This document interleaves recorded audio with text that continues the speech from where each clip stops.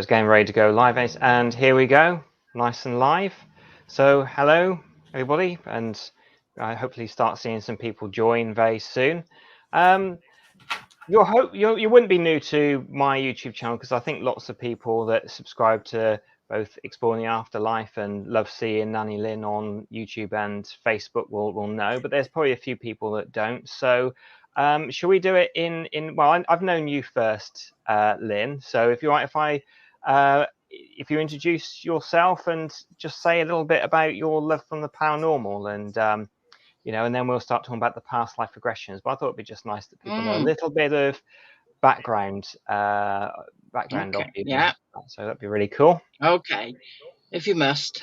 Yeah, go for it. And you can start about your books as well.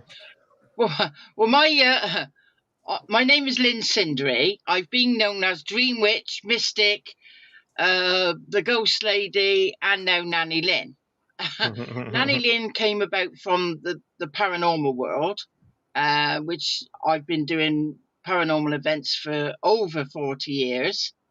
And I did Gloucester Ghost Walks for 14 years, as you know, Paul, with yourself. Absolutely. You started out with me, and we had some fantastic times. I have written 2 books, yes, called Paranormal Gloucester, the first one, and the second one's Gloucester's Ghosts and Giggles. And over the years, I've gone from doing the wife bit, the mother bit, and now I'm doing my bit. And I love to do, Moira. I love to do psychic suppers, clairvoyant nights, crystal readings. I still watch a bit of paranormal, but I'm trying. I'm teaching more to do more spiritual stuff now, because I'm finding that helps people more than the paranormal. Although we like doing it, we like watching it. It's not something on my level now that I feel I can help people on a one-to-one basis. So I'm still interested in all of that, of course, and obviously meeting the lovely couple John and Lindsay, as well as yourself, Paul. Thank you. It makes it even better when you meet like-minded people, and they're the kind of people that are loyal, honest, genuine, don't rip people off, no drama. Oh, I've got my tea. Grumpy's just brought my tea in, look. Fantastic. Yeah. Thank you, well Grumpy. trained. Well trained, yeah. Oh, so much else. Yeah, so that's enough about me for now. I do dreams, crystal readings. Yeah, that's enough for me for now, isn't it? Yeah, but we'll come back to you, because literally we could fill this afternoon up with just hours of all the really interesting things that you've done paranormally and spiritually. So because the first time I met you is when we'll talk about the past life regressions in a bit. But it'd be nice to just hear a little bit about your journey, because I don't know it's anything I've actually really ever asked, how your journeys into the paranormal, both yourselves, John, Lindsay. Oh yeah. So if you can say about that. John and Lindsay, John and Lindsay, you have your say now. Now come on, get it. I got to go first. Oh yeah, well you don't want to listen to me all the time, do you? Oh, we're happily listening to you then. I think majority watches all watch both of us. I think a lot know, like you say, have got that basic understanding of who we are. So I mean, obviously we're into paranormal. We do the tarot cards, like Nanny Lyn says. It's getting in touch with that spiritual side.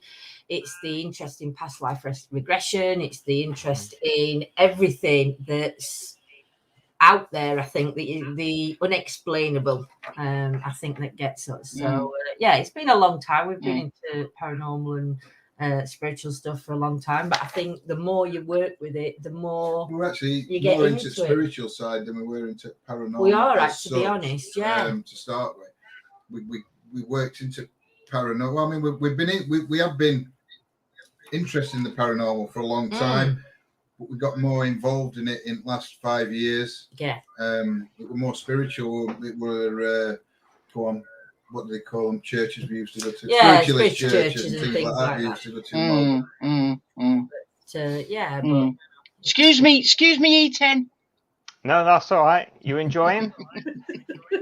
Yeah. But yeah, no, I think it's for us. It's a mixture of everything, and it's just putting out what we know we've caught, what we just sharing experience. Yeah, it is just about sharing experiences. Hey, Iron Fire Horse. Oh, that's a nice name, isn't it? Isn't that? Oh, It's a wonderful name. Lovely to see you in. So, this screen keeps coming up with something. I can't get rid of it. Do you see it? No, it's what Paul puts up, and then Paul takes it off again. So it's on my computer. Oh. Yeah. Okay, I'll just get rid of it when it comes up. Nanny Lyn. And obviously we met you, Paul, last year, didn't we? Last year, Paul, we did, yes. So as Lyn's, because I was going to start with Lyn to begin with, because we've known each other for such a long time. But to give Lyn a few tasty mouthfuls of what she's eating right now, I'll go to both yourself and both yourselves now to begin with.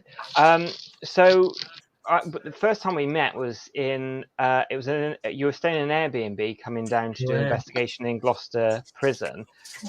Before your experience of past life regression with myself, had you ever experienced a past life regression before, either of you? No. Never, I mean, we've watched a few. And we've watched other people. We've researched them and things like that, but we've never took part in one. Pat, we didn't actually want to know what you were doing while you were watching until you don't want us to know what I'm doing while I'm watching. Now we do. Only Irene. Oh, bless. Thank you, Irene. Yeah, thank you, Irene. Hi, Irene. I think for me, I always thought I would be one of these. There's no way I can get hypnotized. My brain's too active. And I've tried hypnosis as in stage hypnosis, which is a big difference. Well, it's not a big, but it's two different sides of the aspect. There's entertainment side, and then there's the serious side, is what you can put it. Do you know what I mean, Paul? And I always thought I'm never going to go under. So for me, I was more worried on what's going to happen if he's not going to put me. But actually, it was such an experience to have. Even now, that experience sticks out to me for what I actually felt and went through afterwards, if that makes sense. Yes, Sam. Yes, Sam. So Hiya, Sam. Just amazing. So for yourself, Lindsay, going into the hypnosis, how was it for you? And because I always say what it's going to be like when you experience hypnosis, but I think it's also nice for people that have had the experience, not just myself, the hypnotherapist, to say what it was like. Was it similar to what you were expecting, or was it completely and utterly different? I think, to be honest, it was completely and utterly different to what I expected. And I know it sounds daft, but I expected to be cooking like a chicken, or because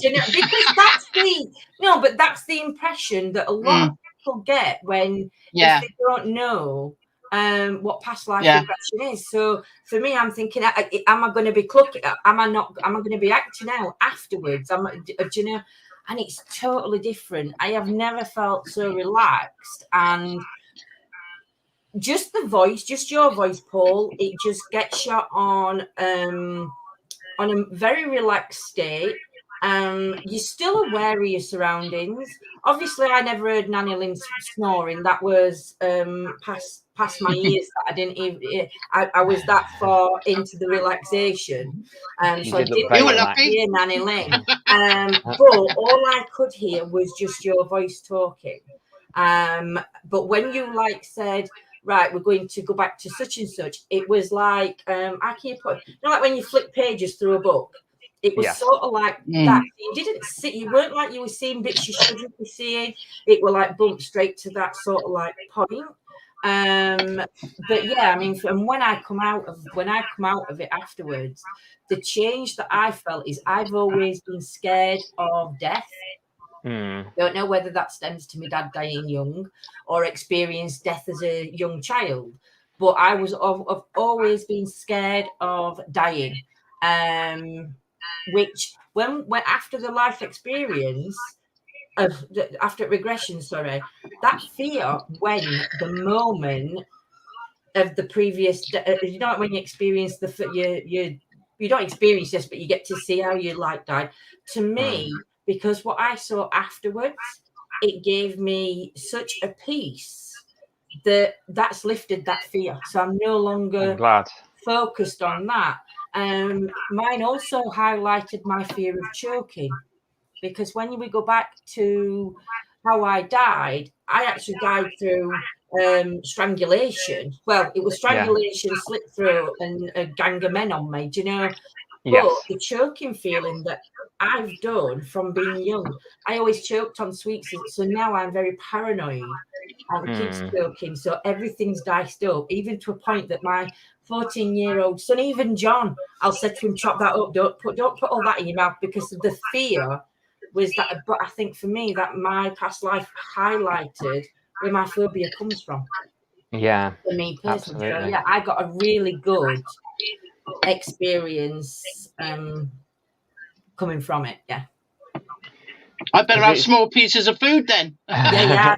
Because it seems like you were a native Indian in your past life. Is that something that you're ever interested in yourself? You know, you're given names like I've forgotten the names now. Actually, I was looking at this the other day and it's gone now. But it was very sort of Red Indian names you were given. Is that something you've ever had an interest with yourself, or was it a complete surprise?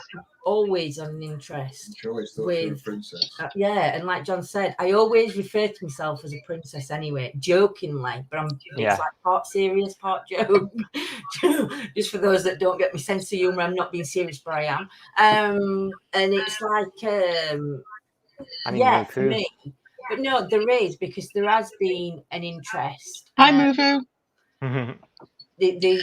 What I was, I mean, I were expecting an Irish connection coming, just because back in the family you've got the Irish descendants coming in, and there were none of that for me, you know. So it like, but yeah, no, the India, I really do love that period, that stage time,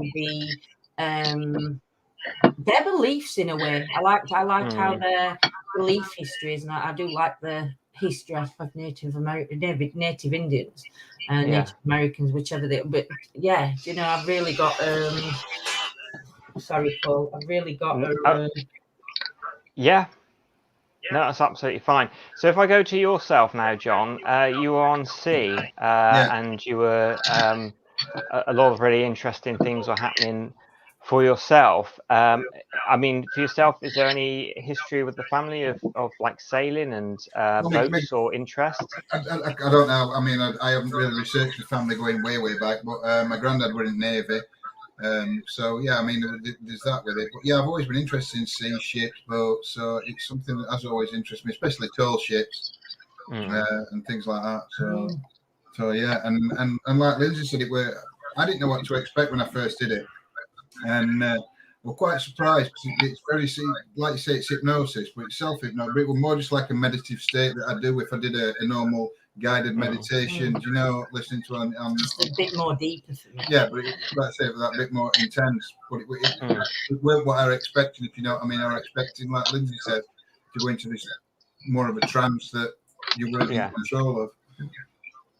But yeah, I think there is what people think hypnosis is going to be, and as I've said on your shows, sometimes you see like programs of the Avengers, and somebody be given a code word over the telephone, they walk off like a zombie.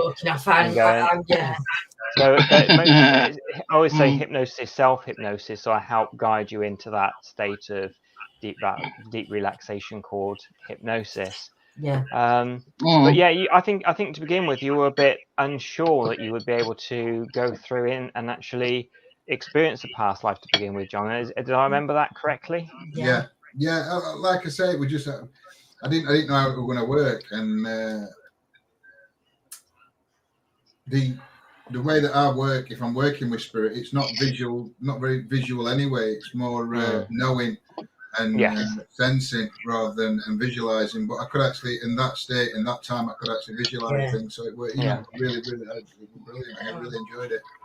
But that's what surprised me though with it, is because like I said, my mind's so active, ADHD and everything. Do you know what I mean? Because your mind is that active. I didn't think I would be able to see. Like how you said, you can see. It's amazing when your mind's quiet, what you do get to see. So for anybody that's suffering with that busy mind, trust me, even it's smells a really and experience. Things, you know what I mean? You could smell different things, and it was really strange. Yeah, enjoyable. Very enjoyable. I mean, did it answer any questions for yourself, John? Like with Lindsay, the fear of choking. For you, did it answer any questions? Because some people it does, some people it doesn't, depending on what life they choose. No, I don't think it really answers any question. As in, I mean, I understand why I've got this love at sea and ships and things like that. But no, because I've never had, like Lindsay always had that. So she had that fear. I've never had that fear. Never, you know, that fear. I always believed that there were more anyway to it. So. It weren't that I believed there wasn't more. I've always believed there were more. But for me, it was that I think as a child, as your brain sorts death out, somebody died. I think even as an adult, you can sort of get that as well. That the fear just takes over you. That you think, and I think because it were like that.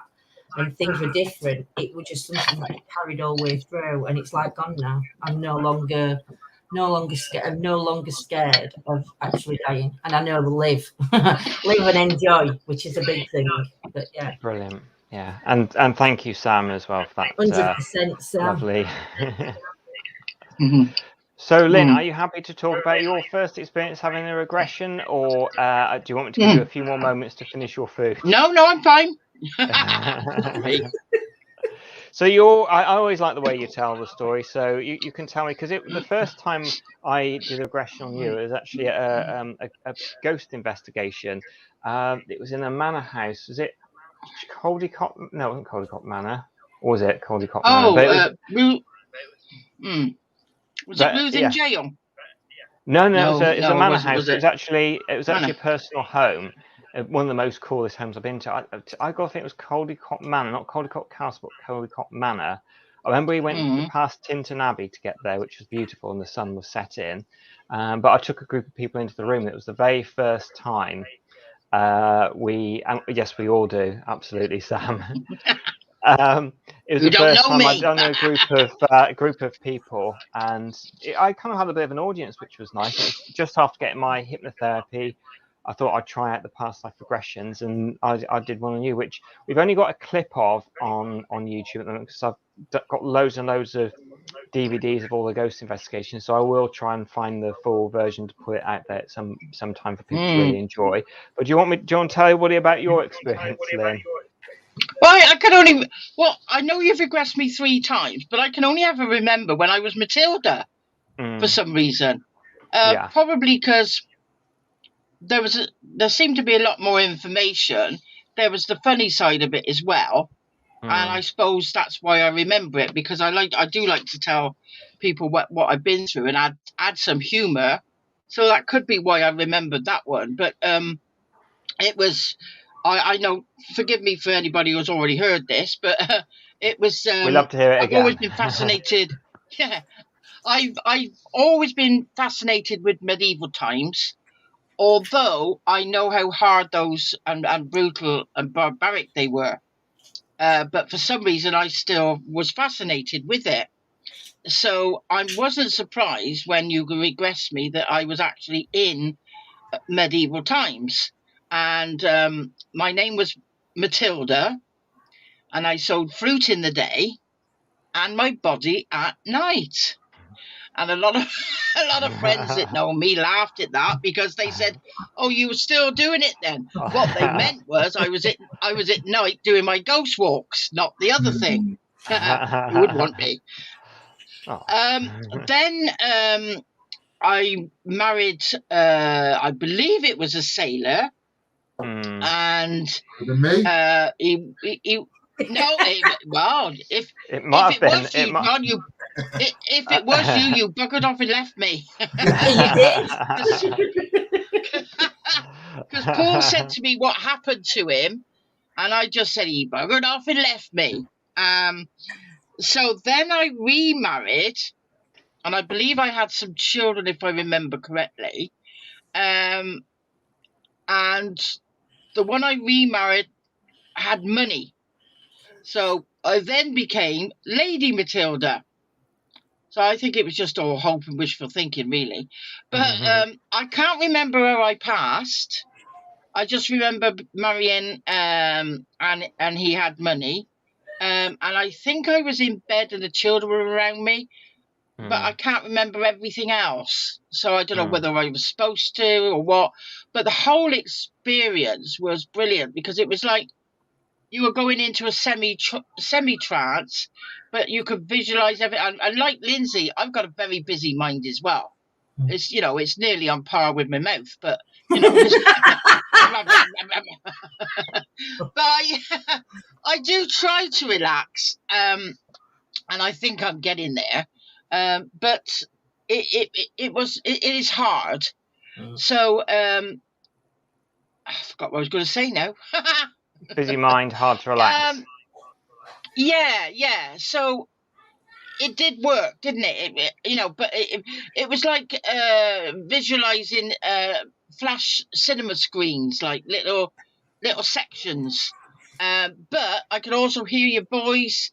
I could hear other noises. And I knew that I was in control if I wanted to come out because you told us so. More importantly, I know because I trust you. Yeah. Whether it would have been with a stranger, I don't know, but I trusted you 100%, still do. So I felt at ease and more relaxed and was able to just let myself go.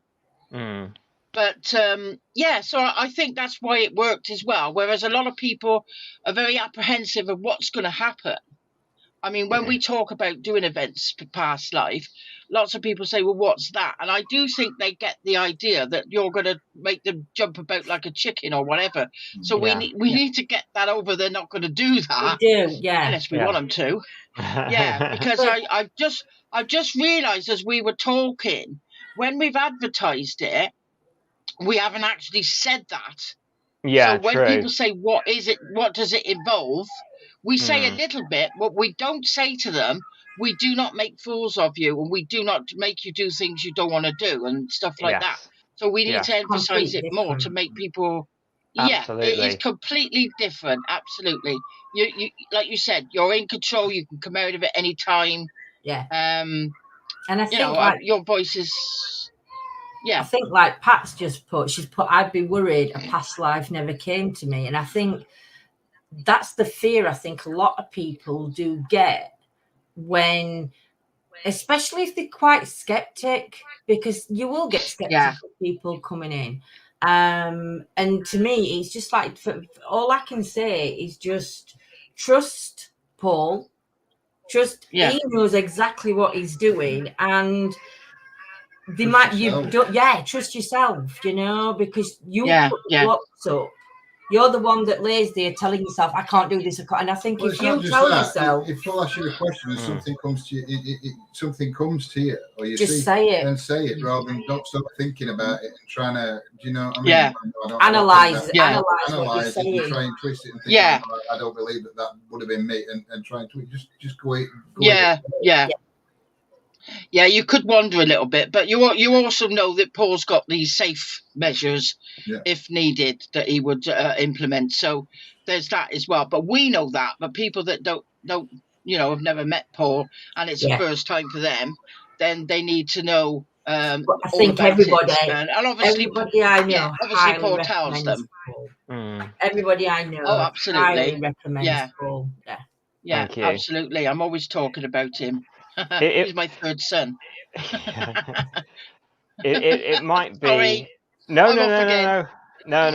You're like a mum to me. Sorry, as well, Moira. He's mine as well. Well, I think as well, maybe at some point, because I've done talks that you've put on, and it might be a nice evening to do with someone where it's literally just to talk about it, so nobody's going to have the regression, and I can talk about everybody's in control, and then maybe get people back for another time, because I do get that, and I do explain to people, like, it's somebody I know, and he said, I couldn't be hypnotized, I don't like not being in control. And I said, well, you're always into control. Also hypnosis, self-hypnosis, I just guide you into that state. And I even explain people that are doing these stage hypnosis shows, and they are. I've never actually seen a stage hypnosis show where people are clucking like chickens, but that must have started somewhere, because not nobody me. actually says clucking like chickens. I've seen people driving away from the police and all sorts of crazy things, and people dancing like Michael Jackson. That tends to come up when you have these stage hypnosis shows. But even that, the people are in control, and they're happy to go to that state where they're doing these things, because they're the sort of people that would happily put a lampshade on their head and dance. Did you ever see a program a few years ago? Did you ever see a program a few years ago on telly called Back in the Room? That would do with it was like a game show, wasn't it? Yeah. Oh, is that where this phrase comes from? I think it was. I think it was actually what was it now? Little Britain. You're back in the room. You look around, look into your eyes, not around the eyes. No. You're under. There was a game show called Back in the Room, and it was. It was Philip Schofield that hosted it. I think when people talk about hypnotism or hypnotized, whatever, that's the first thing that I think a lot of people's mind go to. They don't realize the benefits that come with the work that you do, Paul, such as if people want to stop smoking, if they want to lose weight, if they suffer with anxiety, if they suffer with panic attacks, if it's a grief loss, if it's whatever, a phobia, being scared of a spider or going out in rain or something like that. It's not entertainment. It's a life-changing tool that they can learn from you. Do you know? Also, or learn how to control it. People see that and they think that past lives like that. Like you said before, these people that go on these game shows like that or go onto a stage hypnotist, they're very outgoing people anyway. Yes. And they're not doing anything they do if, you know, they're not embarrassed about doing silly things in front of people. No, I mean, they're not out of their comfort zone. Yeah, exactly. How do you pronounce that lady's name? How do you pronounce this question? Mimi. Sorry, I beg your pardon, Mimi. With answer to your question, a bit of both. I've still had a sense of environment, but mainly Paul's voice, because I try to concentrate on Paul's voice and listen to his words. Because if you try and listen to the environment as well, you lose yourself. You lose that concentration. And the whole experiment, the whole thing of doing it is wasted. So it's up to the person, obviously, but you are aware of it. But you are in control to listen to Paul more than the things around you. Definitely. So I hope that answers your question. And thank you for the real. Oh, it's nice Mew Mew. Put as well. Mew Mew, she's put it. Oh, bless you. Thank you, Mew Mew. And thank you, Pat, as well, for your really nice words that you've. I still want to know what Pat's doing while she's watching. I saw that as well. And Sam, we will meet Sam at some point. She wants to meet us all. Yeah, lovely lady. Mew Mew says she knows. Can you bring yourself out of hypnosis if you felt upset or anything like that? Paul just talks you through it before, don't you, Paul? Yeah, absolutely. So if for any reason you want to open your eyes, you can open your eyes. And I also say this during my live talks as well, because some people think they're going to get stuck in hypnosis. If suddenly something you didn't like, I need to get myself out of this, you can just simply open your eyes. If the fire alarm in the building suddenly went off, or somebody sort of shouted for help in another room, you'll be able to wake yourself up fully conscious, being able to go to them at all. Because the subconscious mind is always protecting you, keeping you safe. You know, you will not ever be damaged by hypnosis. The only thing which can happen if somebody has a real belief that they're stuck in hypnosis, they can kind of temporarily get stuck in, but not because they would be, but just because the belief is there that they would be stuck in hypnosis. A little bit like what I did with yourself, John and Lindsay, on one of your talks. I got you to grasp your hands together and visualize they were sticking together, and then you couldn't let them apart. And if I just said, right, that's it, end of the show, I'm leaving you to it, you wouldn't be stuck like that forever. Eventually you go, actually, I can move it. Yeah, but in that moment, exactly the same. Yeah. It is exactly I noticed you said the word eventually. Yeah, so maybe if you about a minute. You zip me up. You zip me up. I might eventually speak again. I I'm mean, surprised John didn't tell Paul to keep me under.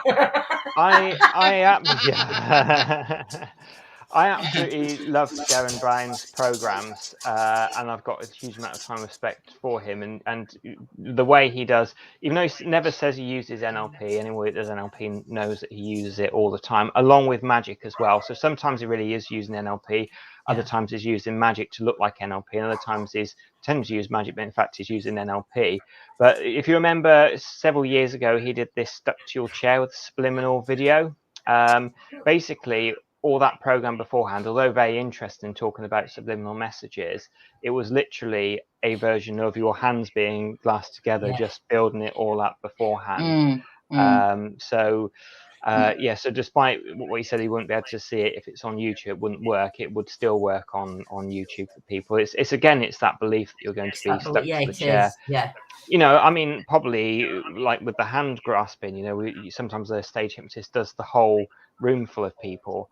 I wouldn't do it that way, because there might be somebody that doesn't want to go up on the stage, ends up going on the stage. But most of the room will actually be able to let their hands part, but you're going to get probably about at least a quarter of the room which their hands are all stuck together, and then they go up on the stage. Do you think that, Paul, though, you know, like you said, you get so many that will unopen and so many that will kiss. Do you think that's because those that open are putting that block there because it's something, it's the unknown, it's the I don't want to be hypnotized kind of thought already imprinted? Do you think that's it probably is. And the people that are brilliant at stage hypnotism are incredibly imaginative people, very intelligent people.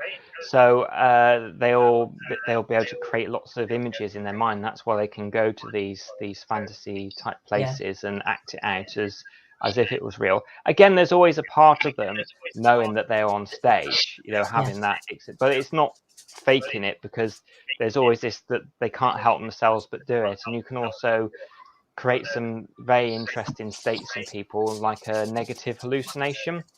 So a negative hallucination isn't as frightening as it seems. So that would be that you can make somebody disappear and they won't be able to see them, or like a chair is gone and they won't be able to see a chair, which is right in the middle of the room. But it's the same sort of state that we get into when you're can't find your glasses, for example, or sunglasses, you put them on a table, you're looking everywhere, and eventually you can find your sunglasses, which are right in front of you. So you're kind of going into a little bit of a trance of that. So in hypnosis, you're putting somebody in that state. But what does work for people, it's belief. So some people will be thinking, I think this could work, and oh my goodness, it's working, I can't put my hands together. And then, as I said, very imaginative, intelligent people, so they're really feeling their hands getting stuck together.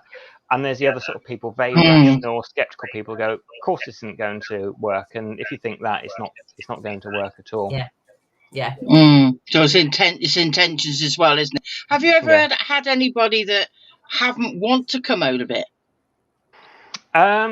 There is something which isn't as frightening as it sounds. It's called the Esdell's Coma state. And that was somebody who worked, I've forgotten the exact year, I will look it up, so next time I get answered I'll be able to go the exact year when he was alive. But he hypnotized people that needed operation on the battlefield to not feel any pain. And literally he used to stare at them for about an hour, and it'd be a long process and eventually go into hypnosis. There is a quicker way now of inducing that state of Esdell's coma state. But sometimes people are so enjoying being in that really deep, relaxed state, because you're so relaxed that you're unaware of any pain whilst you're in that state. And, you know, when I was doing the training, people were like pinching each other's hands and things just to show that they couldn't sort of feel the discomfort or the pain. But in that state, because it is so relaxing, like what you experienced during the regression was relaxing, this is like 10 times more relaxing than that. So people just go, so enjoying it, they go, because you have got your free will, you know, I'm not going to come out of this, I'm enjoying this too much. So they'll stay in it for that. But there's still means and ways of bringing people out of that hypnotic state as well. But that's the only reason why I get stuck in it, because they're just enjoying it too much, and because it's self-hypnosis, they can go, no, I'm not waking up. That's just it's a waterworks then. Pat's put in, is it possible to hypnotize someone but not see anything? To not So just is that meaning like with past life regressions, Pat? Yeah. I take it was yeah, occasionally it happens, people don't see anything, but all I do in those situations is I give somebody an MP3 to listen to, then I say to them, once you start getting the regression after this, then rebook again, it'll be at no extra cost for you, so it'll still be at the same 50 if they come to see me, or 25 if they do it on a Zoom session, because I think it's one of those things that even though when somebody doesn't get something and it only happens about 1% of the time, I'm actually working 1,000 times harder to actually get something from them. Most of the time though, I give myself enough time that people will get somewhere.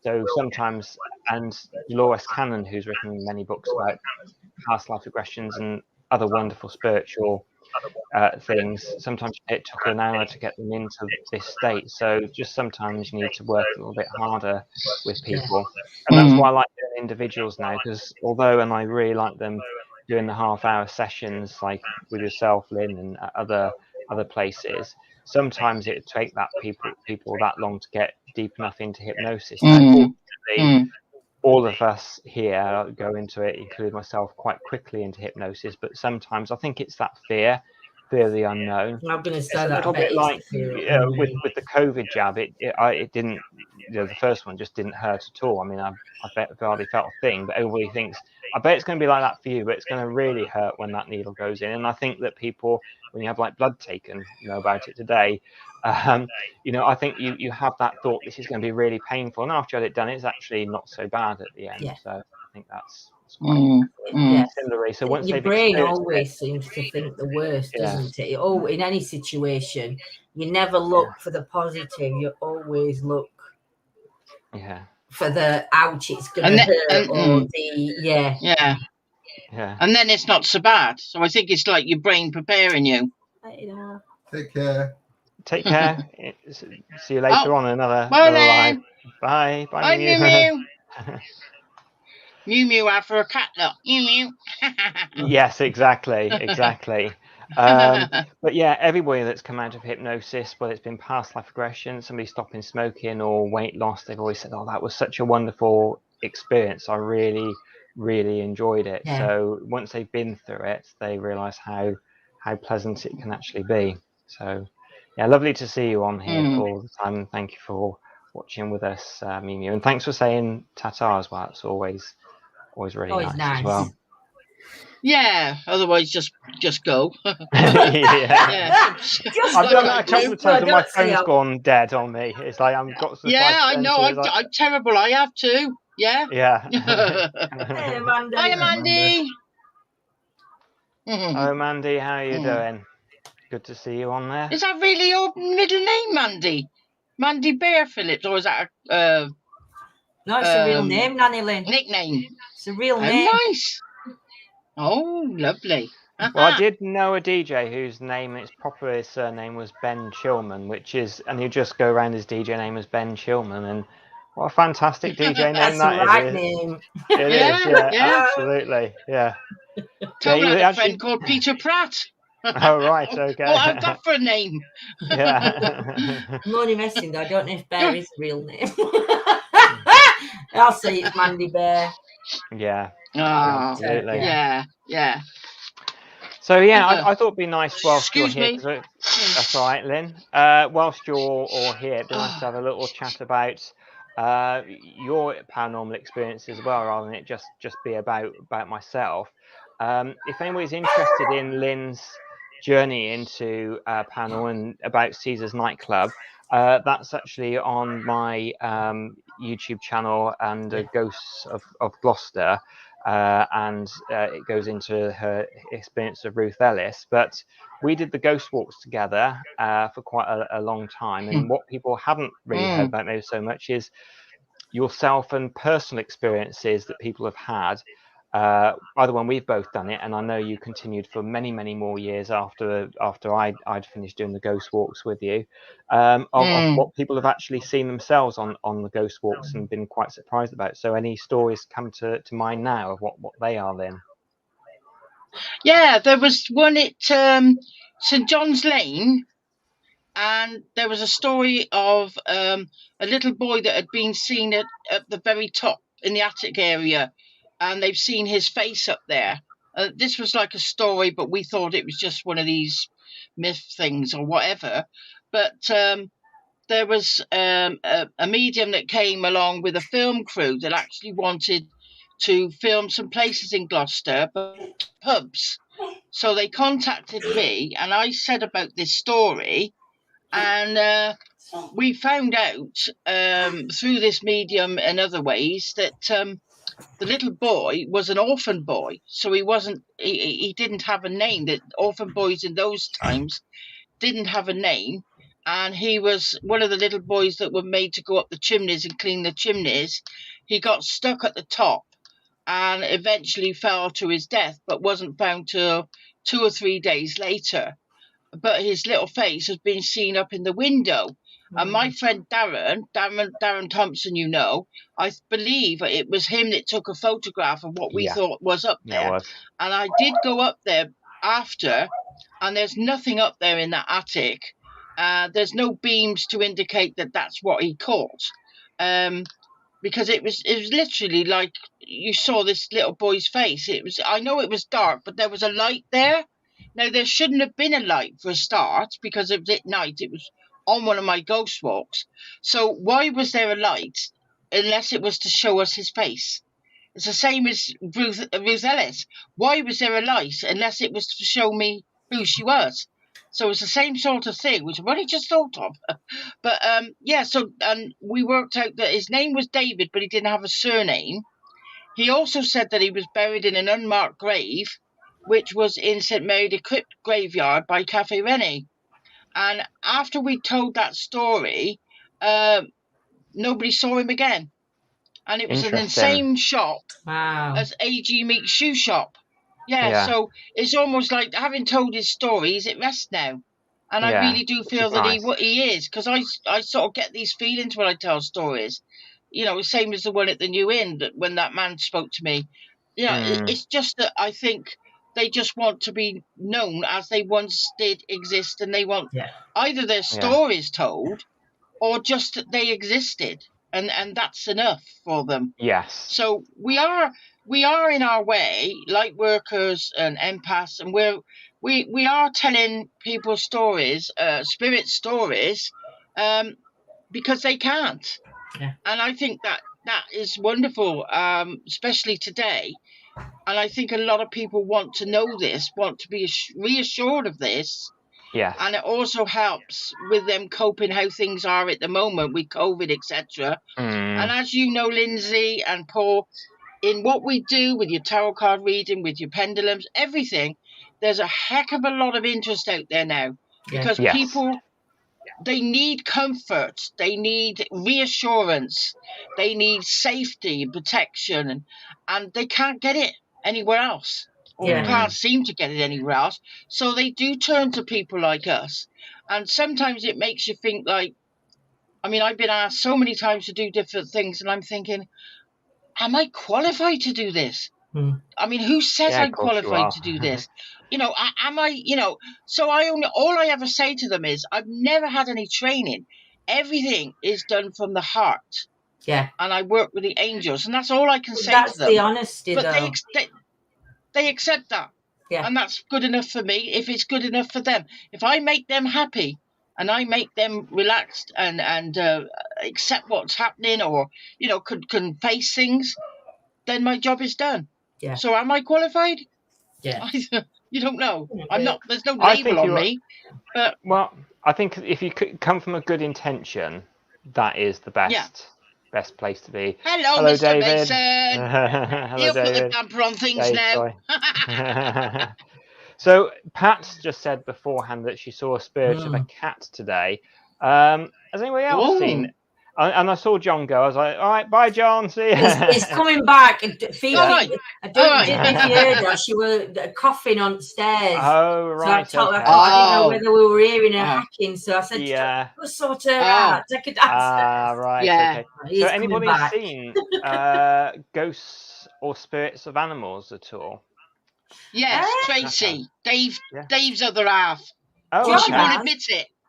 John when John was younger, that's what got him started. Was Really? he saw dogs. They'd gone. I think they'd gone round a pub or so. They'd gone somewhere. They were only quite young, and they'd seen these 3 dogs. I don't think John said he saw them, but I can't remember if he saw them or whatever. But anyways, they jumped over the wall. There were 3 graves for dogs. There were 3 dogs, and it was really interesting because they said that they was there. Do you know, there was no messing. But yeah, I mean, I think animal spirits are just as likely to come back as a human spirit. Exactly. I think anything that's living has got energy. So for me, anything that's living can come back. You know, it's just that's yeah. And energy changes shapes, so we can come back as anything. Yeah. You know, Shapeshifters. Yeah, we're shapeshifters. We are. We are. That's a good word, shapeshifters. What would you like to come back as? Me? Myself. Well, I thought about it, but I don't really know. What about you, Queen. Paul? Oh, blimey. What? If I could come back,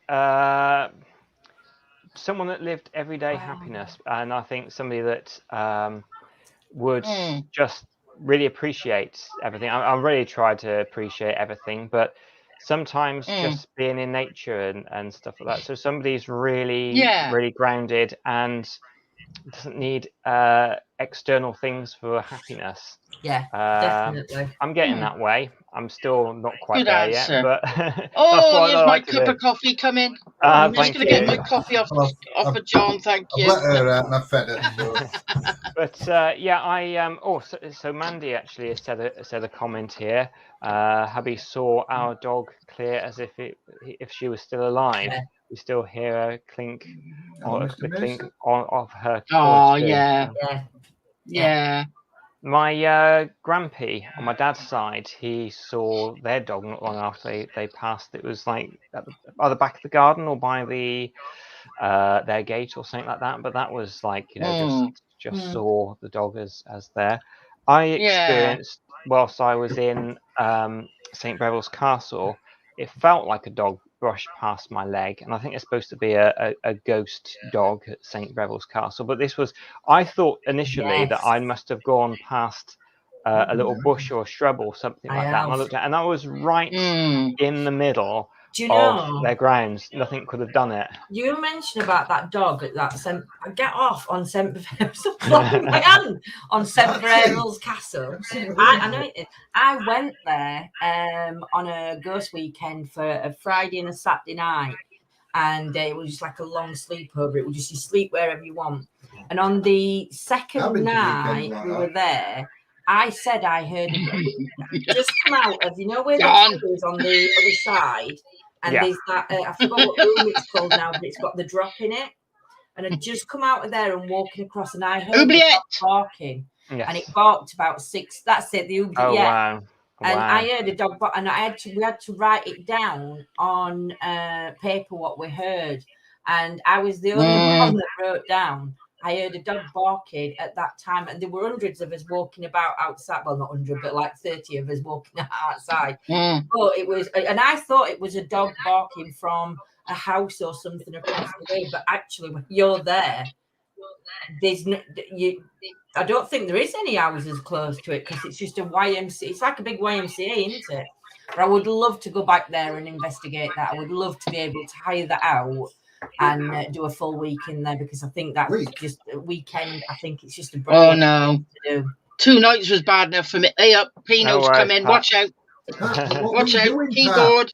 Bye, Pat. Thank you for watching. I gotta move everything. You need to tell us what you were doing. It's my Pino. Dancing. She's dancing. I'm talking about cats now. And said that she felt her cats jump on her bed, but she wasn't there physically anyway. And a lot of people do experience that still, don't they? And talking about animals, Pino's here now to say hello to all of us. Yeah, I tell you, this cat psychic. Every time I talk about him, he appears. Yeah, baby. That was in the bath. But, that was in the bath. She was washing her bits, bless her. he wants his dream is. Oh, bless. Yeah, baby. But yeah, no, Yeah, I baby. think pets. I think a lot of people, like you said, Paul. I think a lot of experienced people, as if they don't see him, it's that sense of something walking past them.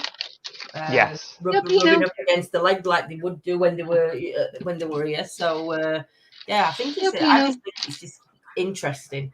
Sorry. No, carry on then. Well, you know, Grumpy's a skeptic. You all know I've told you Grumpy's a skeptic. Well, when two of our dogs died, I mean, sadly, they were brother and sister. One died of a tumour, and the other one died 2 weeks later of a broken heart because of she going. But we were led in bed one night, and we heard both of them run up the stairs like they used to. Yeah. And Grumpy actually said, he said, that sounds like Bonnie and Ben running up to bed. And I said, that's probably because it is. They hadn't been gone long and they still was, with us.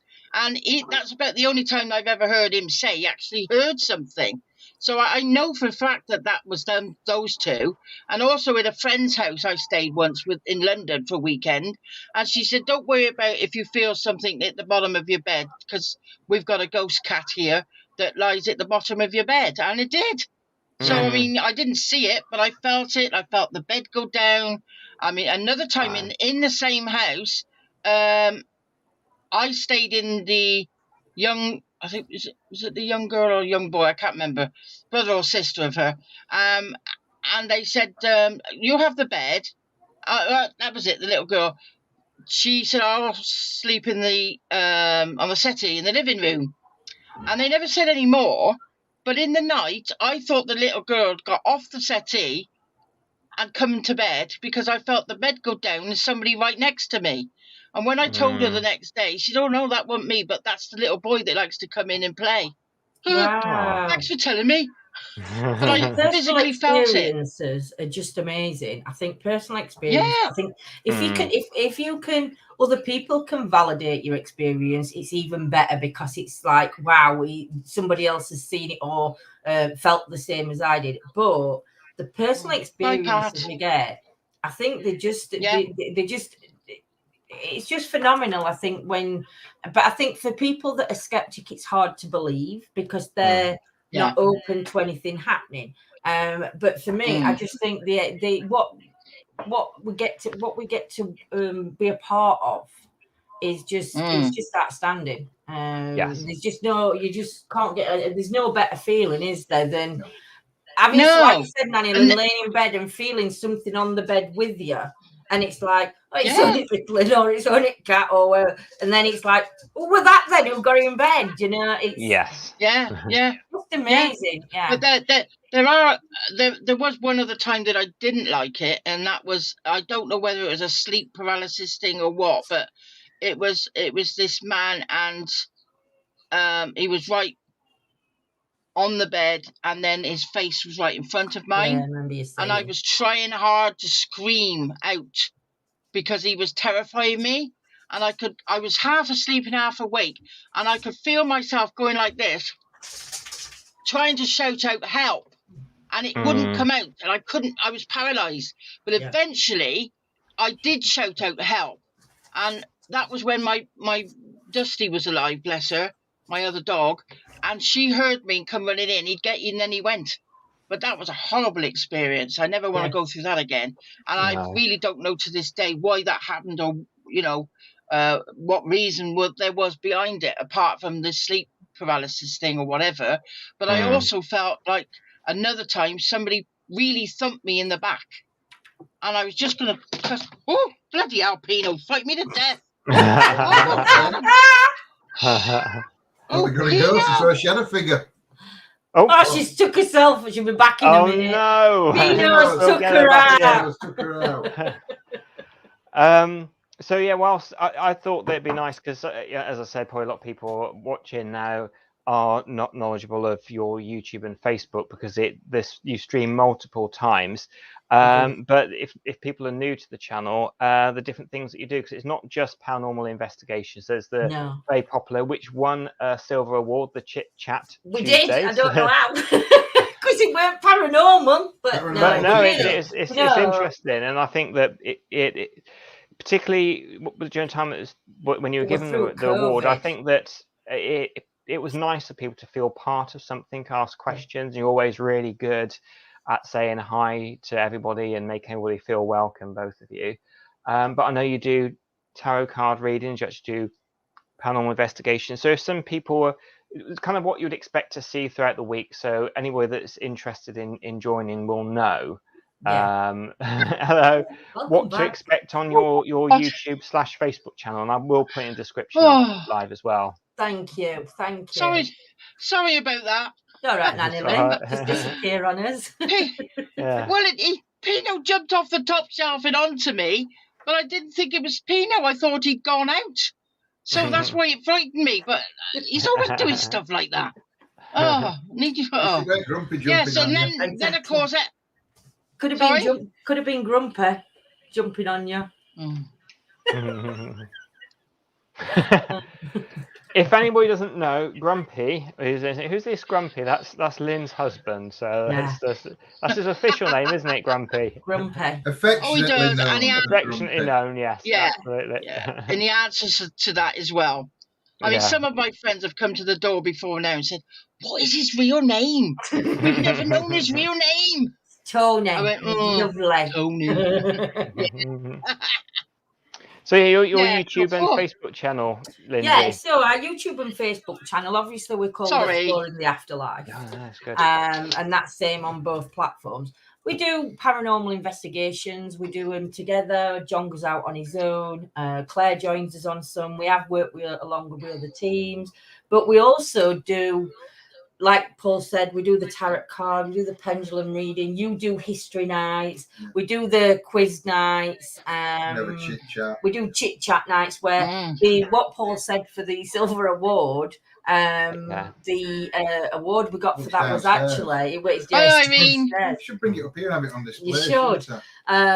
We got that during the first lockdown and we went live daily. I think it was a few times a day, and at night we just went on. We were just doing we do ITC car journeys. Well, so we do a bit of ITC, a bit of communication going off in the house, and but it's all experimental. There's nothing we'll say that is, oh my God, this is 100% kosher. You can communicate. It's like a phone call. Yes. You're never going to get that. And I think if anybody says you've got a direct communication to spirit, you haven't. The captions that we've personally got, we've seen shadows. We've caught shadow figures. We've got video footage. Those monks. The monks. You could actually see the shadow going on the church wall behind, and all these monks with their head down and their hands like that, walking, and they went like 1, 2, 3. Really fascinating. We didn't catch that while we were there. That got caught after, but that was a award look that we would. But the funny thing is, the funny thing is with this one is the chat show that we do on a Tuesday chit chat that we won that for is not paranormal chat. It is like a free-for-all chat. So we could be talking. Paul comes on and joins us. Nanny Lyn comes on and joins us, and we'll be talking. But then it's it does. But you can guarantee we always go off plot and start talking about something that's like. Well, we do when Nanny Lyn's on. Completely offside. Sex. It's brilliant. I mean, we love it, and it's just that. I must admit, Paul's very professional when he is. Paul's always professional. In fact, I remember once we had internet problems, and Paul kept the show going while we were in and out. He did, Nanny Lyn's professional when she's not drinking Coke or belching. And we had Moira on. Moira was very professional as well. But but I mean, for us, it's all about it's not about being disrespectful or saying to somebody, No, we it's not don't Moira, believe. is it? No, you're on about Paul's friend. Yeah, what? Not Moira. Maria Wheatley. Maria. Bowser. Yeah, she's Moira's his fascinating mum. lady. I'm thinking, we haven't had Moira on the I show. know. I saw Moira earlier. Somebody's stuck in But my head. yeah, like Mandy's just put, it's like ETA little community, because for us, Yeah. it's all about respecting everybody's opinions, and even Yeah. those that don't believe in what we do or what we say are respectful enough to come on and engage in a conversation and not just start being rude to people. So for No, us, they listen, it's don't like they? a community, and the friends that we make, the friends that make friends with the people on there, it's just funny. To me, I just love it because, and everybody says they always feel welcome, like Paul said earlier, they always feel welcome. I got you mixed up with Maria. But yeah, so if you've got any interest in I'm sure Moira's very anything, professional as well. just check us. Yeah, just have a check out for us if we're for you. Watch us if we're not. I'm sure there's hundreds of people out there that you will get some kind of link going. If you don't like them, don't worry. No. He's on. I can't say that. I'm on Paul, so I'm not even going to go there. No. But no, I mean, like I said, I mean, we've had some of the experience that we've had. John's had 2 where he was actually out on his own. One, something flew at the camera, and you actually, when we slowed it down, you see the light coming, and then you also see it walking back, but it literally shook the camera. Not the camera, the tripod back. And you can hear John rattling his tablets, trying to get his tablets out. I'm about 6-7 foot behind the camera because I'd moved back to get John tried to debunk what. In fact, in that minute, I don't think he realised what had happened because he heard him say what were that, but it was like we just continued getting on, so you didn't really see anything till afterwards. No. And then the second one you were on your own was when you were at Keely's Mill, as we call it, and you're sort of like down in a dip. So the dips are like that. There's like a massive big house up on field up top, but the road is like so far. You can't see. No, there's no light. There's no light to come down. And a shadow literally come down and then went back up. And then about 5 minutes later, it literally come down, crouched, and then it went back up. Sort of phenomenal. It's like somebody leant forward and leant down. So obviously I got my torch out because it was pitch black. I got no lights and I just got a laser grid up. So I got my torch out and I'm shining around looking to see what it could be. And I turned my torch up and just after it, and then it happened again. And it weren't green light, it was in the laser grid, and it was just like it just blows your mind. And only last week that light I caught, but nobody else seemed to see it. I don't know why nobody saw it. I mean, a couple of people yourself. I think yourself said as well, didn't you, Lindsay? I'll try and send you to your You just went, didn't you? And Yo said she looked back, couldn't see it. So why am I the only one that saw it? You were all there. You were just saying goodnight. It's so weird. It's so weird. Though. It is weird. It's like we said, when you're on investigation. I mean, we're hoping Paul's going to come and join us on investigation when he's up this end. And well, he is, because I mean, he's doing that. There's that one that we're doing once that comes up into it, once that Stitch one comes up. But when you're actually on an investigation, you're sort of like focused to one part.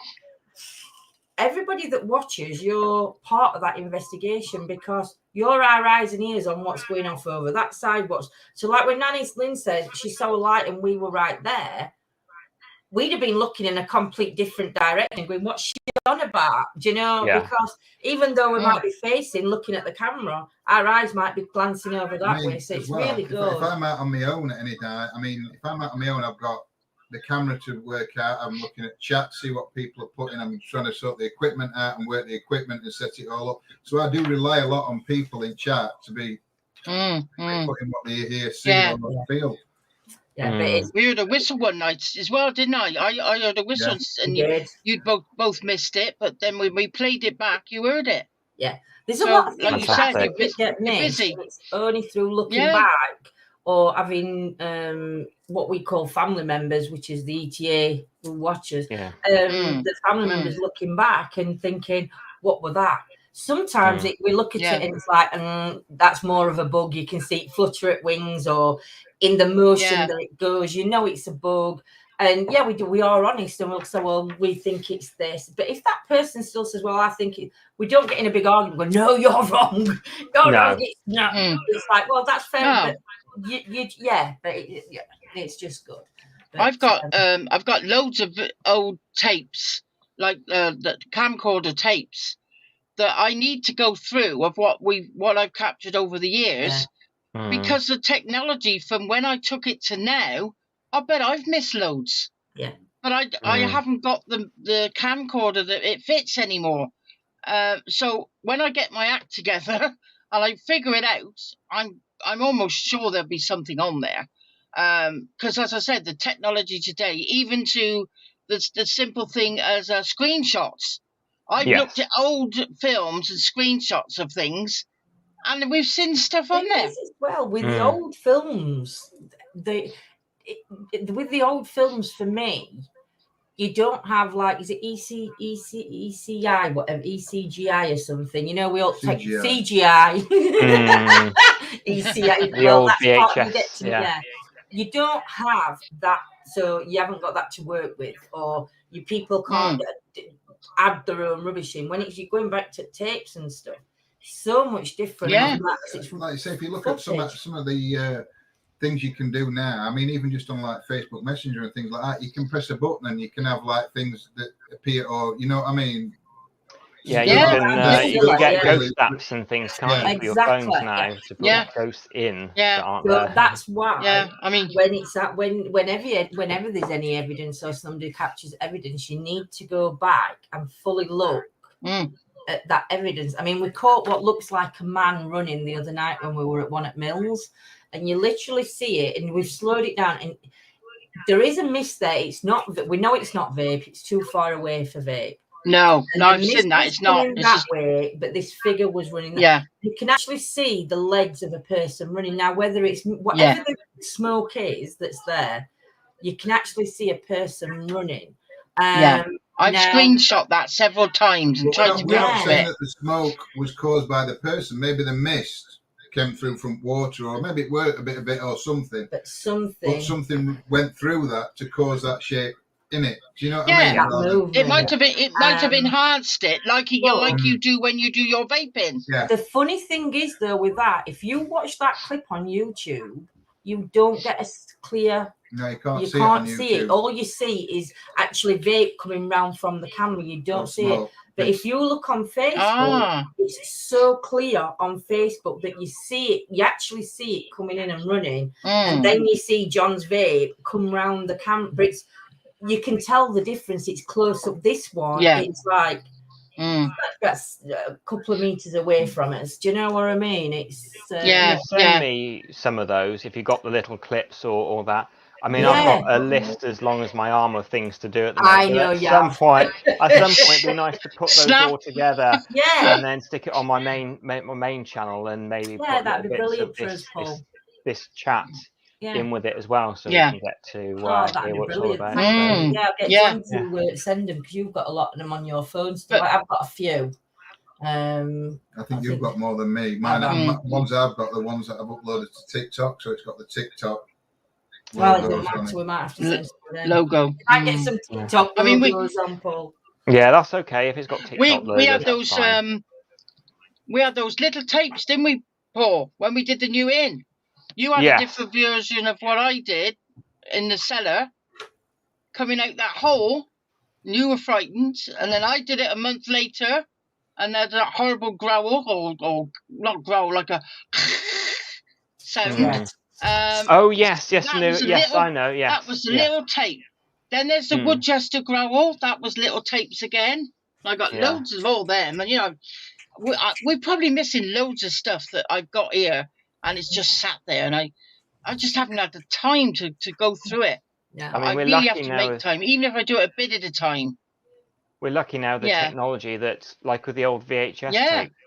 you never know, is Yeah. that you could put it into a computer and with the Ruth Ellis one, which I think we'll have to say, because somebody might be thinking, what is this Ruth Ellis or Yeah, that? that So, was good. That, but just yeah. crank up the everything on it, and then run it through a program and crank it up again, and just to see, because you might have got something in the distance. Yeah, and again, yeah. don't cut it. Just put the raw footage on, because this is what Yeah. I don't like is, and I know they do it because they have to cut it down. Yes. But Yeah. when people do pre-records or a video, whatever, they put it on, and something will happen where it's cropped just at that time, so you don't see the before and you don't see the after. It's just Yeah. for me. Yeah. Put the whole raw footage on. So even if you've made Hi, Tracy. Tracy. Even if you've made a mistake or something hasn't gone right, upload that footage, because that's part of that. People can fast forward. It is the build-up. Watch it, but I prefer watching lives than watching pre-records when you're looking at something paranormal on a investigation type thing. Or if it's like that's it's not edited. Working, you like working with spirit boxes, or doing anything, whether it's to do with apps, to do with whatever, doing it live in the moment, because I think sometimes the pre-recorded ones are different. That was scary, Nanny Lyn. Yeah. Yeah, that like you said about seeing before and after, that is exactly what happened at the New Inn when the pint went over. And our friend Bruce, remember Bruce? I told you. Yes. He calls himself Ghost Man or something. He actually did a recording of way before the event happened, during and afterwards. He done an extended piece, whereas YouTube and Ghost of Great British Ghost with Michaela Strachan, they did just Lyn's involved in. Just that clip. They just did that clip, didn't they? Yeah. But Bruce extended it because somebody said, well, that's okay, it's brilliant, it looks really good, but what about footage before it happened? So he got it and he extended it, which is exactly what Lindsay's just said, which was brilliant, because it's a sort of a lead up to what actually happened, and even afterwards. And I think he's put that on YouTube, but if not, I'm sure I can get it. You've got to, because you can't cut something in the middle, can you? Do you know? Oh, you're well, soldier, my lovely. You can't cut. For me, it's just got to be raw for me. For if anybody catches anything, it's got to be raw. It's got to be in that moment. It's got to also, if you can debunk it. You can put an enhanced version on it, but also put the raw footage up as well. Or let people know what raw footage is to go and be seen. But for me, debunking is, well, not debunking, finding out whether if it's caught while we're live or somebody picks it up. It's making sure that in that moment we go back and we say, right, could it have been that tree branch moving behind the gravestone, or could it be some? Do you know what I mean? Something, a light going past in a car. So you don't know how to edit, Dave. Before you, before you can say, actually, this is paranormal. You know, it's like when more than one. You've got to look into it more. Yeah, it's more like when more than one person sees the same thing as well, isn't it? You know, like Woody, when we saw this woman in transparent, she literally looked like we could see through her, and there was about 3, 4, perhaps 5 even that actually all saw the same thing. Now, if that's not validation and evidence, I don't know. But it wasn't recorded. It was only our own eyes and our own versions. By Woody, it's still talking about Woodchester Mansion, by the way.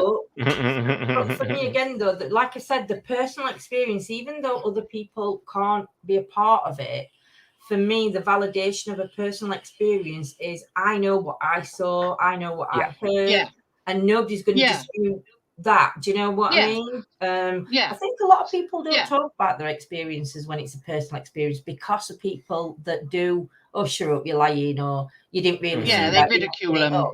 But you've got, if you know what you've seen, then don't let anybody discourage for what you've seen. You know, nobody was with you. You saw what you saw. Yeah. Well, that's Absolutely. exactly what I say about Ruth Ellis. I know what I saw and heard, and You did, yeah. I sadly nobody else saw it, but I did, and whatever. And we also had the same thing with that pint. Oh, how come it was all Paranormal team that was doing the quiz then? But it wasn't. There was some ladies from America on holiday and staying at the New Inn, and they heard the third. They didn't see it, but they heard the third. You know, so and why would we doctor it? And they banged the table, they got the pint wet, they got the table wet, they jilted it. Always there's always going to be people that are going to try and do it. Doesn't matter what you do or what profession you're in. I mean, it's good to somebody's always going to try to debunk and try because it's either something they're scared of or something. It's more something to do with their person that they need to make somebody else feel rubbish about doing something. Do you know what I mean? It's back on that person, but they don't realise just how daunting that is to the person that's up trying to open up and say, oh my God, I see this. But I think that's why people in some don't cases open up as much, because it's more you shut down as soon as you say anything. So for me, that's right. I mean, in some cases it should be said. It should be try and debunk it and stuff in some senses, but it's almost like going on to certain religions as well, isn't it? Yeah. People get ridiculed because you're a spiritualist and you believe in ghosts and afterlife, you know. But then we're all given that right to free will to believe or disbelieve what we want to, and you've got your own various opinions. So you know, let them voice it. I welcome skeptics because they think of things. They think of things that we wouldn't possibly think of. Well, they do. So then you try and work out that. Yeah. So it makes you think out of the box that little bit better. So it's like throw us your idea instead of criticising. Throw your ideas to us and let us try and use your ideas, kind of thing, you know. Yeah, absolutely. And I think everybody came together instead of one group ridiculing the other. I think that you could really do some fantastic work together, because both groups could show things others didn't think of. Things, Paul, that could be put together if people work together. Not work together as in you're my best friend, but there was a place where you could put on everything and have other independent paranormal groups or skeptics or whatever look at instead of saying that group's rubbish, this group does that, they do this. There's too much nitpicking at everybody, and that's the one thing for 2 years, touch wood, we've managed to avoid. kept ourselves away from. Because it's just not about that. For us, it's the paranormal we're interested in. It's making sure we live and learn that you're looking after everybody. You know, it's we live and learn, and we work out our things ourselves, don't we? So you do, you know, and at the end of the day, you know, if we've made a mistake or we've misunderstood somebody or whatever.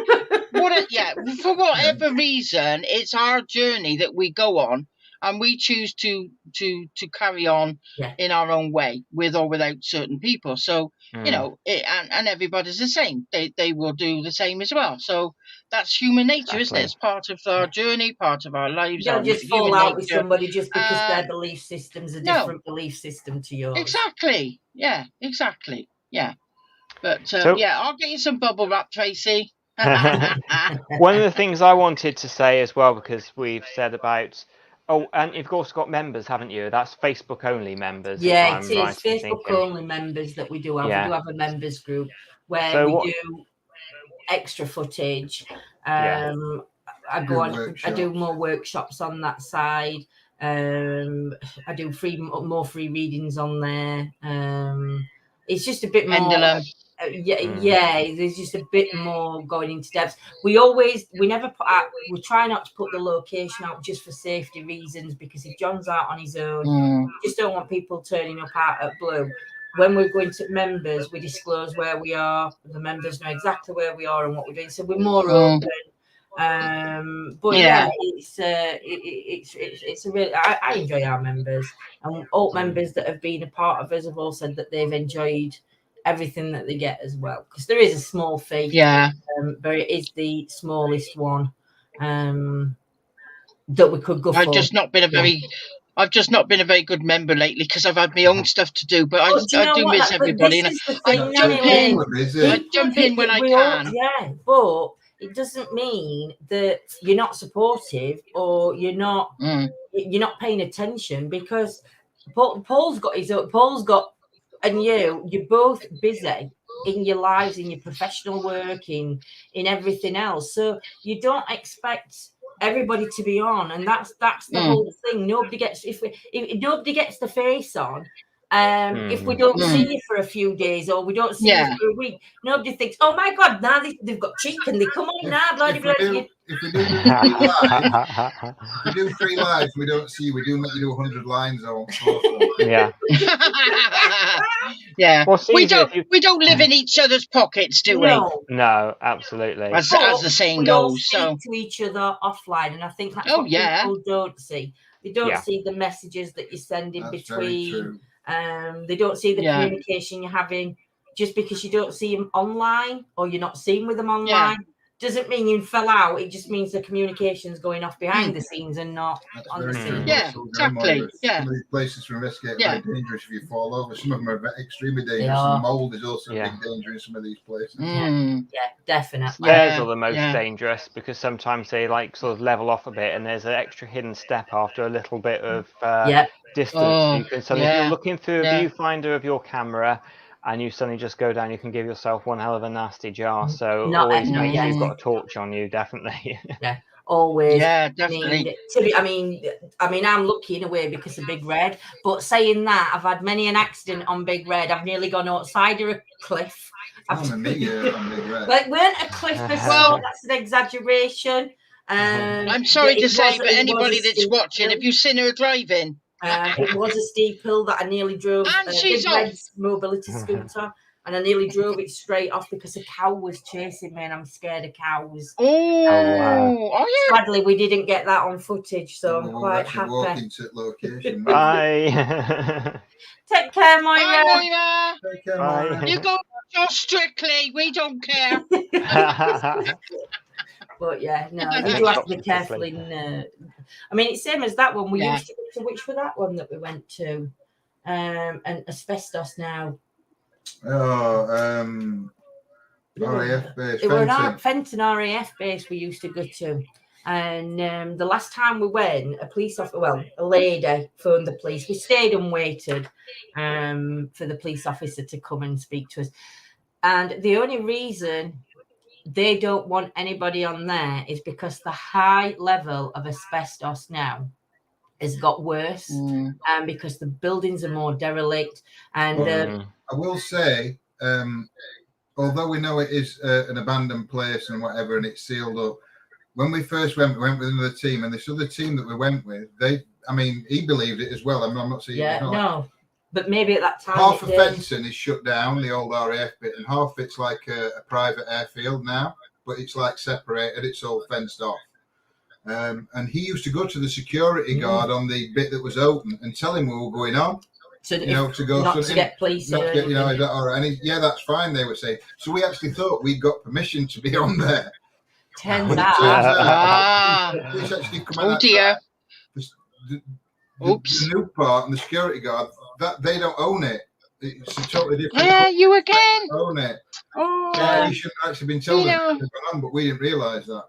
But but he was saying, the police officer, they won't even, if anybody's on there, they don't even send the dogs in. They wait till they come off because of the danger levels on there.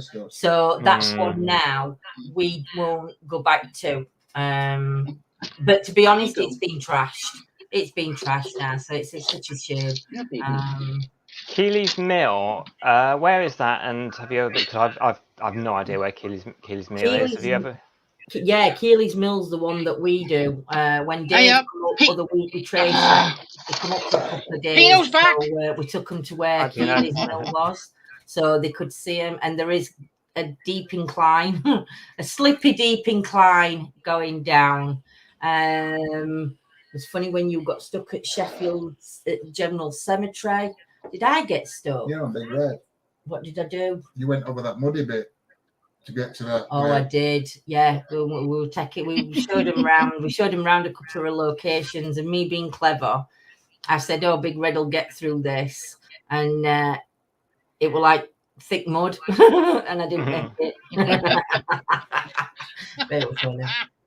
But, yeah, Keely's Mills. It's not actually a proper name. That's what we call it, because one time when we went, we did get it was an EVP basically, but it was caught on the camera was filming on, and I think it was. I went there and I said something. So we're at the mill. I said or something like that, and then next thing you just hear is this Keely like that. It's like yeah. So, but we had somebody analyze that, and they did the voice. They put it through a voice test or something, and John's voice is there, and this one's either underneath or whichever way it goes. But it was two different voices. That when I would say above. Analyzed by a friend. It was two different waveforms. They're usually above his voice. Yeah. Which they said with Bruce Harris, definitely her voice was above because they were really good clips that we've got. And it's like, wow, you just have to keep listening, and you're thinking, is it not? Is it this? Is it that? And it just leaves your mind blown because you it's just brilliant. Yeah, I've heard a whisper on yours before now, John, when you've been on your own, haven't I? Yeah. Because these headphones I've got, they were Sean's, and they really are good. Yeah, they pick up everything. And when you do your EVPs and you listen back, it's always best to listen back on with these on, because they're brilliant. But it's definitely, I've got whispers back of yours. That's how I got that whistle once. It's endless, it really, isn't it, what we've caught? It's all little bits, but then that's how it is. That's paranormal for you, isn't it? Yeah. It's not. Was it the one where we went and Steve came with us? It was the first time Steve came out with us. Steve came with us, went with Chelsea and Dawn, and those kids joined us. Yeah. I think and also, if you remember, when you went to I still can't remember it, but it sticks in my mind. You first went to somewhere where there was children, a lot of children, and then you went back. And every time you went back to the same place, you got more and more evidence. And I think I remember saying to you, Lindsay, they trust you now, they know you now, and they seem to come out. I think it's General Cemetery, and I think it's round them stones. But I can't think where it was. I think that was General Cemetery, and I think it were round the stones. They were like them stones at the bottom, and that's where we got a lot of children coming from. But we've been to a certain few locations where. Come on, I mean, that's one reason we like going back. We do like going back. We don't just like to go once and then never go back. We like to keep going back to these places, see if we can. Even if you don't get anything, and 9 times out of 10 you don't get anything. What we got on the last investigation. I find that with Woodchester Mansion. Yeah.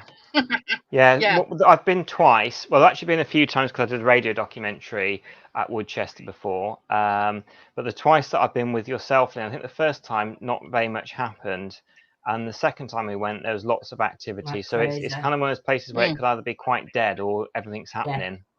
Yeah. I mean, I've lost count how many times I've been, and there's always been something, even if it is only little. There's been always been something. We've never gone there and there's been absolutely nothing. It's just endless. The place is endless. I mean, we know that there was a building there before, so there's a lot of residual from that as well, isn't it? And we do believe the lady that we saw that was very looking transparent. We believe that she was from that other place. So, but it always gives up a little something. Like I said, it might not be much to some people, but it builds up over the years that I've been there, and there is loads. And you got to bear in mind as well how many other groups go, and do they all work the same? Are they respective, or do they go the spirits out? You only get what you what's the word? You sow what you reap. I mean, if you go out and be disrespectful, then they'll probably dig the reels in and say, well, we're not coming out then.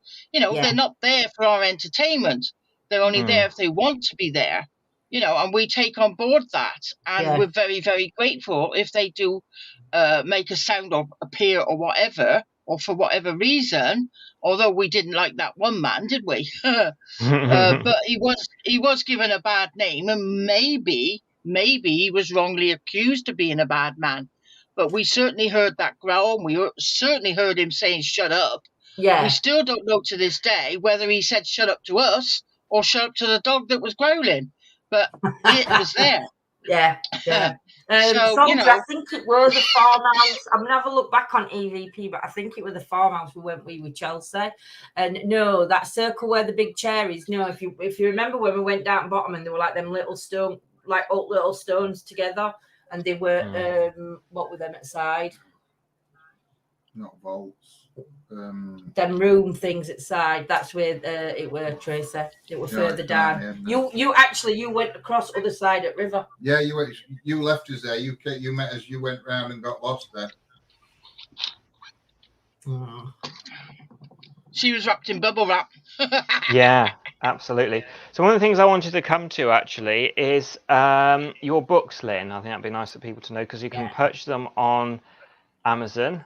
So you can tell a little bit about, because you are writing another one at the moment, which is about 6 minutes of lockdown. Yeah, but the two which are out, the two out at the moment. Yeah. Can you say, because one's Ghosts and Giggles, and the other one's your first book, which is Paranormal Gloucester and Gloucestershire. So yeah, the first book's called Paranormal. Ah, there it is. Yeah, good. Yeah, thank you, John. Well That's done, the John. first one. Yeah. I mean, thank you, John. I mean, I've oh, bless you.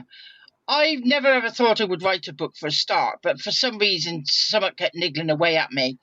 And then a lady contacted me from Amberley Books, that's publishers in Stroud, and so she sort of swayed me to write something. She said, "You've got so much experience in different things." I said, "So, okay, then I'll have a go." But at the time that you actually do have to sign some sort of contract, and there was a time limit as well. So I actually wrote the first one within 3 months of signing the contract and seeing her. But it was dead easy, because everything that was in my head, I just jotted down. And I had somebody else proofread it, but it wasn't all that good, some of it. In fact, I think there's something in there that's been recorded twice. But anyway, so I did that. And then to actually see it come out in print and you're holding it in your hands, it's an amazing feeling. It really is. And I had a big launch, didn't I, at Cafe Rennie? And I had the Mayor of Gloucester, the Sheriff of Gloucester, the councillors, all my friends and all my family there. And we had an absolute, we had a brilliant night, didn't we? And then the second book was 14 years later, or less 14. It's just that the first one was more personal, if you like, of how I became a paranormal investigator and different personal things that have happened to me. When I lost my brother and other things, and then other people's stories. So that's like an A to Z format, which is easily to just look up and go to. And then the second one was more comical in a sense, from stuff from my ghost walks. And there's some obviously some more details of when I did them, where I did them, and how much it was, and stuff like that. Because I feel if you don't write, if you don't write it down, it's lost. It's lost, isn't it? It was back in 2000 that you went to Caesar's nightclub. Yeah, there you go. 2000. How many years ago was that? God. So they're both on Amazon, but if anybody did want them and wanted me to sign them, they can order them through me.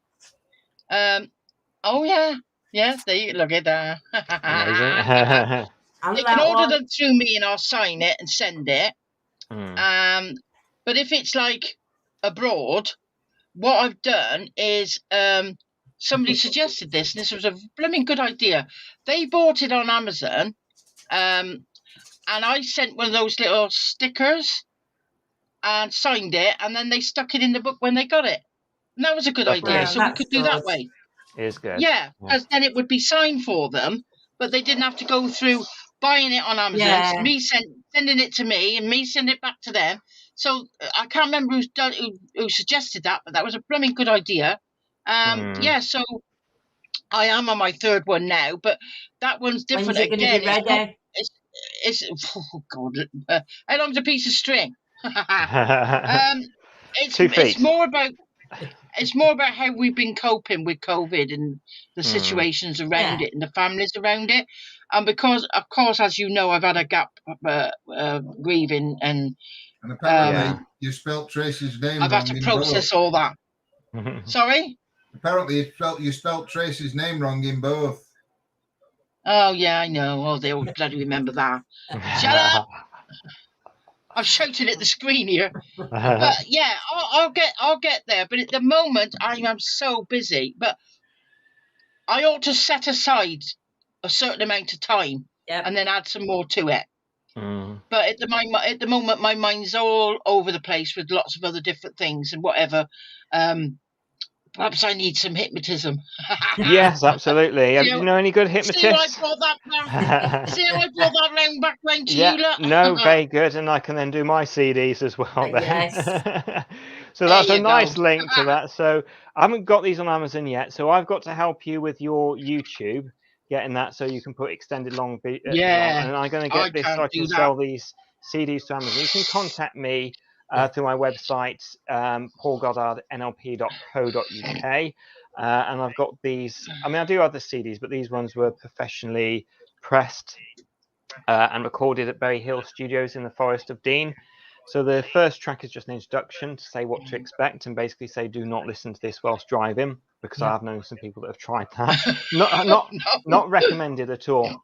Yep. A visualization exercise just to help, because it's a little bit like with visualization. I always say, if you're lifting weights, you've got to keep lifting weights to build that muscle. So if you're just going to go, yep, that's it, I don't need to do it again, you're not going to get the best visualization. So if people do struggle with visualization, track 2 is for them. It's really good. Track 3. Oh, thank you. Track 3 is the past life regression, and you will see like past life regression, quite generic, move forward, back, happy times, times we learned a valuable lesson, etc. And then track 4 is the healing track, because sometimes people after regression, particularly if they're in a battlefield or something and got shot or stabbed, they need some healing from that, either physically or emotionally. The final track's for you there. But no, it's really good. Really listen to that. Absolutely. And when you fix my YouTube for me, I can share it. Yes. At the moment, I mean, I just cannot put videos on my YouTube. That's why I haven't used it. Every time I go to, it says it's. I don't know what I've done. I mean, I've got one where I've got a couple. I think where I've got John and Lindsay and Paul.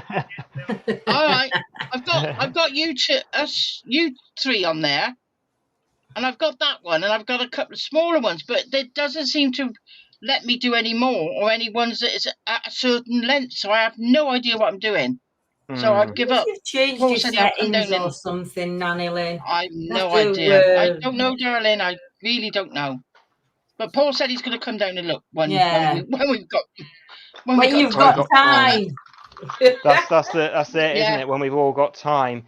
So as you can see, I've actually wanted to experiment to get a better camera sorted rather than just what's in the laptop. And I thought you can get webcams, which are all very good, but sometimes the best thing you can do is actually plug your camcorder in. So I have done that with my camcorder. You're probably seeing all the different settings coming up now. Yeah. But let me just try and actually record this thing now. Where's he gone? Disappeared. Hello. We can talk about him now. Oh, he's back. I'm back. But you get a clean signal coming through this. So maybe there's something else I can do and click on. But unless you actually got a SD card in recording, it will shut down after so long. So the SD card had come to the end, and I could see it flashing, thinking how long is left of this. But I'm really pleased with the results. I think it's nice and clear, and It is very I clear think this end. Yeah. Yeah, I think that it's worth it rather than spending out £50-70 for a decent webcam. If you can plug this in, we're going to get a blank SD card and an extra long one, so I can just set it recording on high definition, and then I won't have to worry about it clicking off like this. Yeah. Oh yeah. Yeah, so I'll have to sort this YouTube thing out then. It's driving me nuts, but for now it'll have to go on the back burner. But I'm home tonight, I'm home tomorrow, and I'm home the next night. So Tone said, bloody hell. Yeah. So I'm I'll try and going out for 3 nights. I'll try and pop round and What sort you that doing out. home? Yeah. I know. He said, oh, well, the dog will be happy. I said, oh, you won't then. So so I might have a fiddle then, Paul. Excellent. Right. Okay. That's gonna. Yeah. Be careful how you say things. Yeah, we'll leave it there. Before 9 o'clock, Nanny Lyn. Before 9 o'clock. Yeah. Oh yeah. So I think we've nearly done 2 hours now, and I think people are beginning to relax their efforts of watching. I can see the numbers dropping a little bit, but thank you absolutely everybody who has watched and may catch up the rest of this later. Is there anything you want to say? I think before going, I know you've got something special planned for Halloween. Lindsay and John, do you want to say about that so people can know? All I can say is at the minute. I can't say anything because I don't even know. Yeah, John ain't got a clue. Claire's organised this for us because everything that we've just gone through with John. But Claire's organised it. It's going to be a fantastic night. There's history to the place, not necessarily lots of ghost history, but the place goes back. I don't know whether it's before the 1300s. 13th century. 13th century, I think it goes back to. It is going to be an overnighter. So we have got access to certain areas and everything else. So, it's going to start about... I've put 9 o'clock on Sunday night. It'll start on the 31st.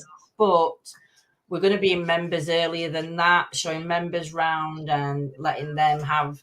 We'll set some little experiments up, then we'll come on to main, and then we'll probably come back on to members and then do a couple of hours extra on main, and then close it down to sleep. But, I should have to catch up when I can, darling. Yes. I booked up for Bristol that night. It is out of South Yorkshire, isn't it? Yeah.